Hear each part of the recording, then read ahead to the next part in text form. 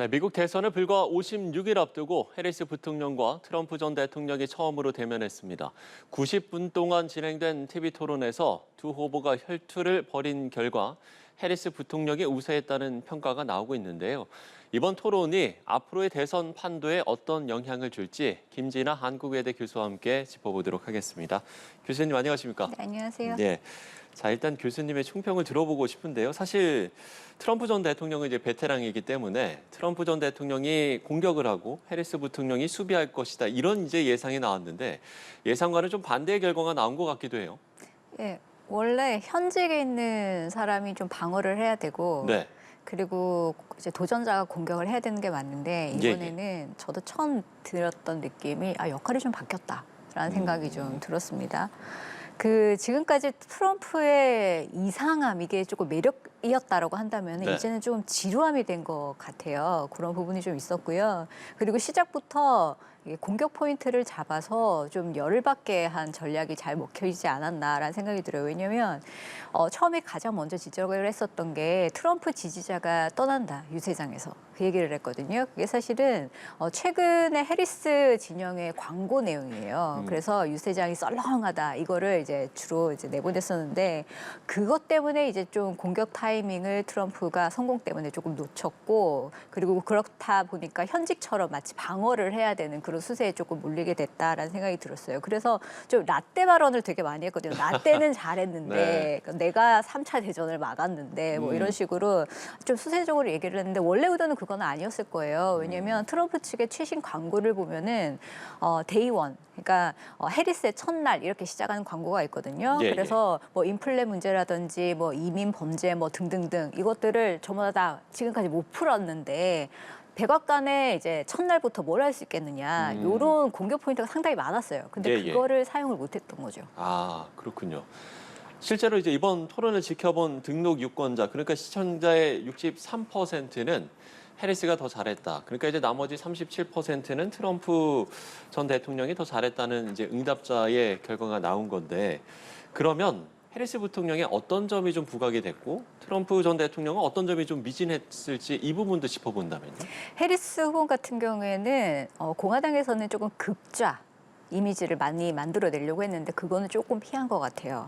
그래서 조금 더 온건한 이미지를 만들었었고 그리고 이번에 보여줘야 될 게 뭐였냐면 내가 트럼프에 맞설 수 있다, 상대할 수 있는 사람이다라는 걸 보여줬었는데 그 부분은 좀 확인을 시켜줬다라고 판단할 수가 있겠고요. 예. 트럼프 후보는 뭐 늘 그렇듯이 일방적으로 자기가 하고 싶은 메시지를 그냥 계속 쏟아냈어요. 그래서 그거는 너무 뻔한 거였는데 이번에 조금 다른 점은 뭐였냐면 지난 1차 토론회 때는 조금 자제를 하는 모습을 보였습니다. 근데 이번에는 조금 더 위험한 인물이다라는 그런 이미지를 훨씬 더 많이 만들어냈다라는 게 차이점인 것 같고 그건 과연 누가 이겼느냐 뭐 여러 가지로 판단할 수가 있겠지만 당장은 또 돈의 흐름이 굉장히 빠르게 여기에서 반영이 되거든요. 예. 그래서 베팅이나 주식시장 이런 것들을 보면 흥미롭게도 그 프레딕트잇이라는 시장을 보면요. 처음에는 동률로 양측이 시작을 했다가 해리스가 7% 앞서는 그런 식으로 나오고 그리고 주식시장도 해리스가 굉장히 중요하게 생각하고 있는 낙태나 불임 이 부분에 어떠한 이제 치료제 개발 회사들이 훨씬 더 주가가 올라가는 등 이런 변화들이 분명히 있었고요. 또 하나 뭐냐면 토론 기간 동안에 민주당이 모금을 상당히 많이 했습니다. 중간에 광고가 있었잖아요. 그래서 네. 첫 광고 바로 전까지는 100만 정도, 100만 달러 그리고 광고 후에는 굉장히 많이 받았어요. 600만 달러를 받았거든요. 그 얘기는 중간에 세금, 국경 뭐 이런 문제들을 굉장히 강력하게 잘 얘기를 했기 때문에 예. 여기서 선거 자금이 갑자기 빨리 모이는 효과가 있었고 특히 여성이 이 중에서 71%나 차지했다라는 것은 낙태 얘기를 굉장히 강하게 그리고 명확하게 잘 전달했구나라는 걸 우리가 알 수 있다라는 하나의 또 지표다라고 볼 수가 있겠죠. 예, 그렇군요. 자, 인상적인 장면도 있었는데 그러니까 토론 전에 해리스 후보가 트럼프 후보에게 악수를 청하는 장면이었는데 이게 이제 힐러리 그러니까 2016년에 그러니까 힐러리 당시 후보가 트럼프 전 대통령하고 토론했던 2016년 이후에 처음이라고 하더라고요. 이 부분은 글쎄 이게 뭐 계획된 행동이었다 이런 좀 분석들도 나오고 있던데 이 부분은 어떻게 보세요? 여기 사진에서 보면은 어디쯤인지가 이제 예, 지금 이제 영상이 영상에서는 나오고 있죠. 여기서는 조금 이제 보이는데 네. 한 2m 거리를 걸어가서 악수를 청했단 그러니까요. 말이죠. 그래서 거의- 이것을 보면은 어떻게 보면 주도권을 좀 쥐고 내가 좀 자신 있는 모습을 보여주는 것이 아닌가라는 생각을 할 수가 있어요. 왜냐하면은 네. 우리가 트럼프 전 대통령을 생각을 할 때 어떤 얘기를 많이 했었냐면 타협을 하기 전에 협상을 하기 전에 꽉 손을 쥐고 악수를 하면서 끌어당기고 뭐 이렇게 하면서 이제 협상 기선제압, 주도권을 예. 기선제압을 하는 그런 모습들을 상당히 많이 봤었거든요. 그런데 이번에는 해리스가 이런 것을 적극적으로 보였다라는 점에서 좀 주목해 볼 만한 것인 것 같고요. 그리고 전략이 분명히 뚜렷했던 것 같아요. 이 자신감이 조금 반영이 되면서 어떤 부분들을 이제 부각시키려고 했느냐면 내가 모든 미국인을 위한 해리스다. 그리고 트럼프는 부자와 자신만을 위한 트럼프다라는 부분을 이제 차별화를 시켰고, 그리고 나는 미래의 인물이고 트럼프는 과거의 인물이다라는 부분을 또 부각시켰죠. 그리고 또 하나는 중간에 또 어떤 부분들이 있었냐면 트럼프는 좀 겁쟁이다라는 그런 뉘앙스들이 조금 나왔어요. 네. 그래서 바이든만 계속 공격하고 왜 나는 공격하지 않느냐라는 그런 구도였거든요. 그래서 나와의 경쟁이다라는 그런 부분들을 얘기를 하면서 좀 자신감 있는 모습들을 그래서 쭉 보여주지 않았나라고 판단을 해볼 수가 있겠죠. 예. 자, 이렇게 인상적인 장면도 짚어봤는데요. 뭐 토론 주제, 뭐 그야말로 다양한 현안들과 관련해서 정말 두 후보가 양보 없는 설전을 벌였습니다. 그런데 결정타가 없었다 이런 좀 분석도 나오더라고요. 이 부분은 동의를 하시는지요? 네, 저도 거기는 동의를 아. 합니다. 왜냐하면은 정책적으로 뭔가 새로운 것들이 없었어요. 음. 그리고 트럼프 후보가 중간에 이 얘기를 했었거든요. 해리스 정책이 바이든 정강이랑 거의 비슷하고 뭐 해리스만의 정책은 4줄밖에 없잖아라는 얘기가 나왔어요. 근데 그게 네. 맞는 게 한 4개 정도가 나왔어요. 그냥 신생아 부모한테 $6,000 이제 세금 공제, 그리고 첫 주택 구매자한테 $25,000 세금 공제, 그리고 일상용품 뭐 폭리하는 거 막는다. 그리고 최근에 하나 더 나온 게 이제 추가가 돼가지고 연간 소득이 $100만 이상인 그런 가구에 대해서는 1년 이상 소유 자산에 세금을 올리는데 지금은 20%인데 28%까지 올린다라는 그런 부분들이 있었어요. 그래서 예. 이 이외에는 뭐 구체적으로 나온 게 아직까지는 없는데 이제 좀 목마른 거죠. 실제적으로 민주당 유권자들한테는. 트럼프 같은 경우에는 경제가 굉장히 중요한 이슈고 강점임에도 불구하고 여전히 두 가지만 얘기를 해요. 관세 그리고 부자 감세. 이거 두 가지만 얘기를 하는데 이게 굉장히 지금 논쟁적인 부분이거든요. 근데 이걸 계속 안 고치고 있어요.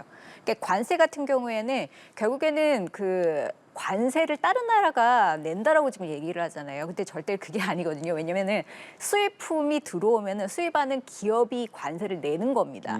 그렇기 때문에 그 부분을 계속 해리스 쪽에서는 지적을 하면서 이게 예, 나중에 소비자 물가 인상 인플레로 간다라고 얘기를 했었던 거고, 그리고 부자 감세는 이 부분이 상당히 또 논의가 이제 계속 이제 논쟁점이 되고 있는데, 결과적으로 한 10년 동안 이 부자 감사를 해버리면 부자들이 돈을 안 내기 때문에 부채가 굉장히 많아지는데 4조 6천억 달러까지 갈 것이다라는 부분, 그리고 그것 때문에 저소득층이 지금 세금의 60%를 더 낼 것이다라는 얘기예요. 근데 그 부분이 계속적으로 이제 고민을 하면서 뭔가 정책을 이제 바꿔 나가야 되는데 이런 부분들이 전혀 새로운 것이 없었다라는 점에서 조금은 글쎄 실망스러운 그런 부분이 좀 있는 것 같습니다. 예, 알겠습니다.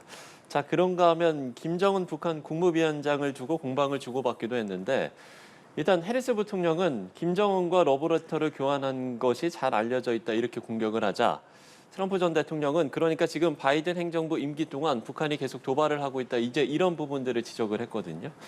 이번에도 뭐 역시 그 후보 수락 연설에 이어서 양쪽이 상반된 대북관을 보여주고 있는 것 같거든요. 이게 그 해리스 측의 전략은 뭐냐면요. 네. 트럼프 후보는 굉장히 위험한 인물 이거예요. 그렇기 때문에 어떤 프레임으로 엮어줘야 되냐면 독재자들과 한패다라는 프레임으로 엮어줘야 돼요. 그렇게 되면은 전 세계 독재자들이 계속 소환이 돼야 되는데 그 중에서 한 명이 김정은 위원장이 되는 것이고요.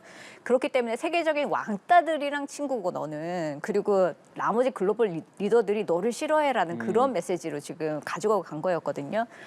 그렇기 때문에 북한 정책을 뭐 염두에 두면서 했다기보다는 사실은 트럼프 공격의 하나의 수단이었다라고 그렇게 보면 되는데 예, 예. 질문을 하셨으니까 북한 정책과 관련해서는 아무래도 해리스 후보 같은 경우에는 인권 그리고 인도주의 뭐 이런 걸 굉장히 중요하게 생각해요. 그래서 상원 의원 때 어떤 법안들을 많이 발의했느냐 보면은 뭐 인권 관련해서 예를 들어서 홍콩이나 위구르의 신장 이런 쪽에 어떠한 인권 침해 이런 부분들과 관련한 법안들을 많이 다뤘거든요. 예. 그럼 그 연장선에서 북한 인권도 굉장히 강경하게 다룰 것이다라고 우리가 예측을 해볼 수 있는 그런 측면이 있고요.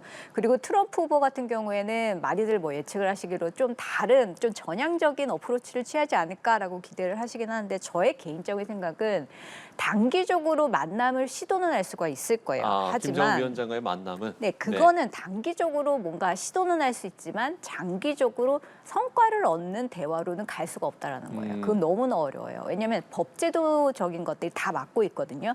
결국에는 그러려면은 테이블 위에 뭔가 인센티브를 올려놔야 되고 그러면은 뭐 제재 완화라든지 아니면 관계 개선이라든지 격상이라든지 이런 것들을 올려놔야 되는데 거기에 의회가 다 조건들 딱 걸어놨어요. 그걸 하려면은 지켜줘야 되는 것들이 있는데 북한이 이런 것들을 다 지키려고 나오지는 않을 거 아니에요. 그렇기 때문에 실제적으로 좀 추진하기는 상당히 제약들이 많다라고 거기까지만 말씀드리겠습니다. 알겠습니다.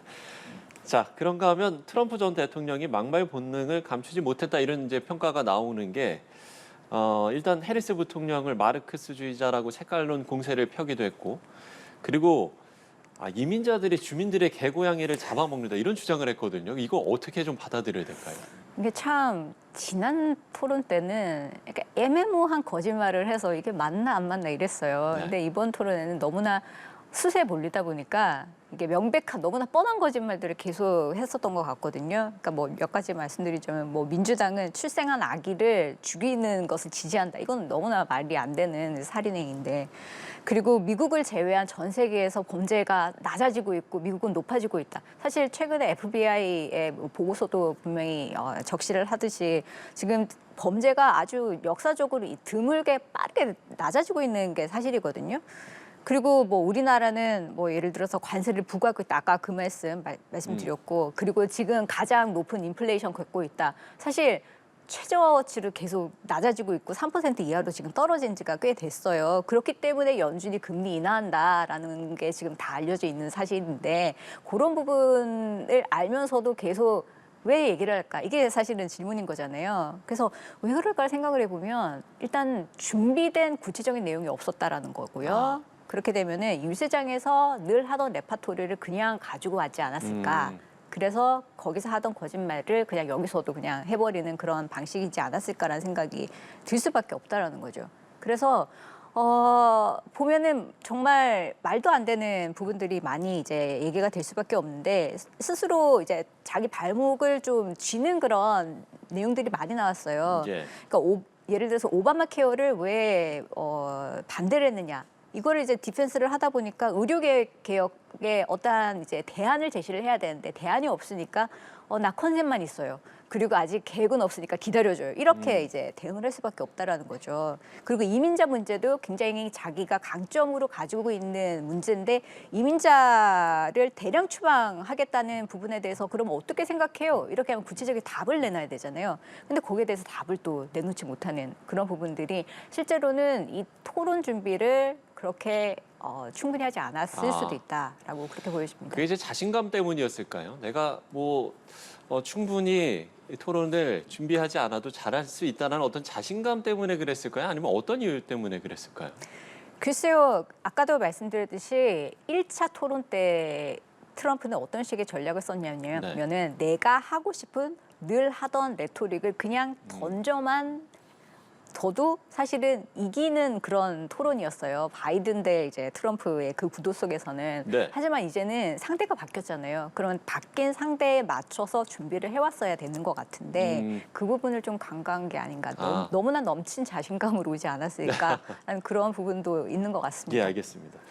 뉴욕타임스의 평가는 이렇게까지 화난 트럼프는 지난 대선 때 바이든과의 첫 토론 이후 처음이다. 이런 이제 평가까지 나왔더라고요.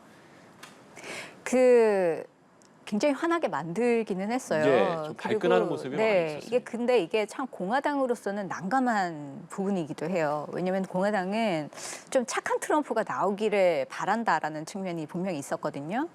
그런데 이제 해리스 측의 작전은 조금 이제 대통령으로서 자격 미달의 모습을 보여주도록 좀 자극하는 그런 부분들을 썼는데 여기 이제 걸려버린 거죠. 그래서 아마 우리가 앞으로 조금 주목해야 될 부분들이 결국에는 공화당 내의 반 트럼프 정서 그리고 약간의 이제 지금 계속적으로 나오고 있는 균열 이런 것들을 계속 우리가 조금 계속 들여다봐야 되는 그런 시점이 아닌가라는 생각이 듭니다. 예. 그러면 해리스 부통령의 토론 태도는 어떻게 보셨어요? 뭐 좀 고개를 절로절로 흔드는 그런 모습들도 있고요. 그리고 트럼프 전 대통령을 계속해서 쳐다보는 모습들도 있고 상당히 좀 여유로운 표정의 그런 좀 토론 태도였던 것 같은데 일단 어떻게 보셨습니까?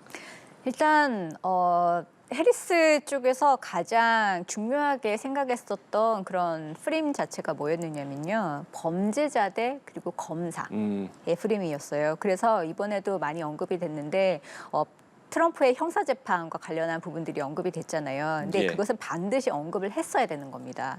왜냐면은 1차 토론 때 바이든 대통령이 하지 못한 게 바로 범죄자라는 트럼프 후보가 범죄자라는 사실을 충분히 부각하지 못했기 때문에 이번에는 그 부분을 반드시 했어야 되고 그리고 시기적으로도 굉장히 중요해요. 왜냐하면 지금 4개의 재판 절차가 계속 이루어지고 있는데 사법부에서는 11월 전까지 이것을 홀드하고 일단 선거에 영향을 덜 주겠다라는 입장이었거든요. 예, 그렇기 예. 때문에 이 재판 절차가 선거 이전에 언급이 안 되기 때문에 잊혀지기 쉬운 이슈였단 말이죠. 그래서 그 이슈를 다시 끌고 와서 이 전 세계적으로 방영되는 곳에서 다시 한번 얘기를 한다라는 그런 전략을 썼던 거고 특히 이 부분에 대해서 중요한 게 추가적으로 해리스 후보가 강조를 했던 게 의사당 난입 사건 이 부분을 이제 딱 캐치해가지고 굉장히 부각을 시키려고 했어요. 근데 이 부분이 왜 중요하냐면 앞으로 이제 11월 선거가 남아 있잖아요. 예. 선거 결과를 과거에도 지금 부정을 하고 있는 모습을 그대로 다시 또 보여주고 있는데 그러면 앞으로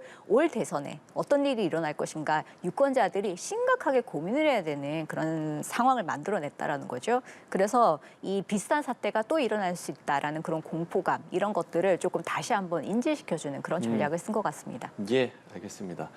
이번 토론회가 주목을 받은 게 미국 대선을 이제 불과 50여일 앞둔 상황이기도 하고 앞으로 두 후보의 지지율에 어떤 영향을 미칠지 이 부분일 텐데 어떤 좀 영향들이 있겠습니까?